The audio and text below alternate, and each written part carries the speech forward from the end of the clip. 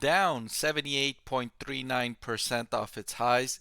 Is Fisker Automotive stock a buy right now? That's precisely the question I'm going to answer in this video, looking at several financial figures from Fisker Automotive's income statement and balance sheet. So let's get right into it.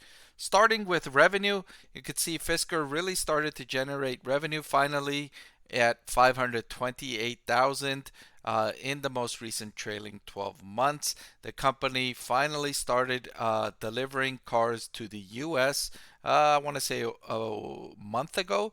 And so that's going to start ramping up, and the company's revenue will start to increase as production increases and it starts delivering on orders. So since the company's not yet in full-scale production mode, it is losing a lot of money on the bottom line, but at least it has reversed that loss, reversed the increasing pace of loss, right? So it was falling from roughly 50 million losses per quarter all the way down close to 175 million loss in a quarter, and then it reversed higher to a loss of 121 million in a quarter. As you could see, losing 121 million while it's generating just 500,000 in sales is a big difference, and it really can only be made up when the company ramps up production. Similar story with the cash flow from operations, but the company has reversed this metric around as well, losing just 83.74 million in its most recent quarter. It looks like the bulk of the research and development that was required to get this car ready for sale has been completed, and it's now time to work on production, to work on manufacturing these cars and getting them to customers, which will start to generate sales, which will work towards reducing these losses in cash and in profitability. So since the company's losing so much money, I wanted to check on its cash balance to see how much time it has before it runs out of money. And so far it looks okay. It's got 652 million in cash on hand, and it went through 83 million in its most recent quarter.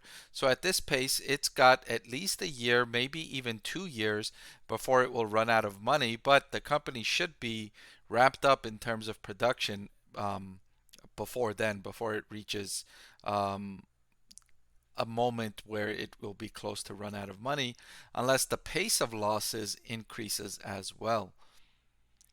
So finally, I wanted to look at its valuation now. And remember, a valuation of a stock is different than the market price of the stock. A market price is just what you buy per share, right? Let's say it's $1, you pay per share $1. The valuation tells you what you're getting for that $1.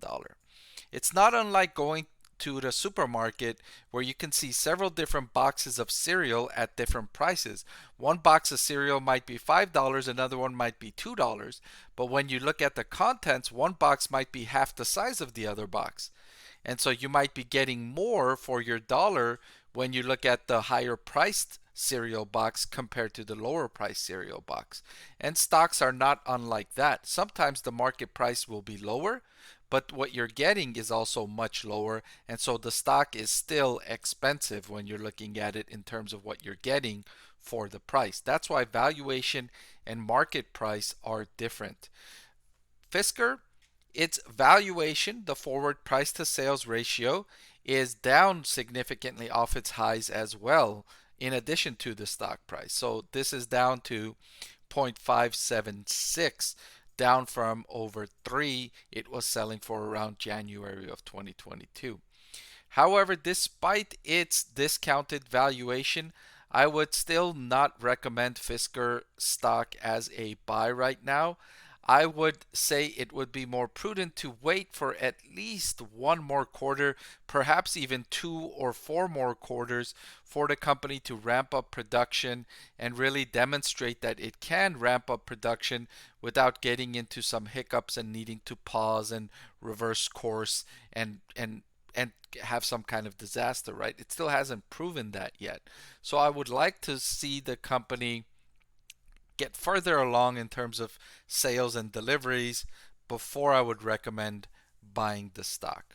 All right, but that's all I've got for this video. Thank you so much for watching. I want to thank the Motley Fool for sponsoring this video. Visit fool.com/Parkev for the 10 best stocks to buy now.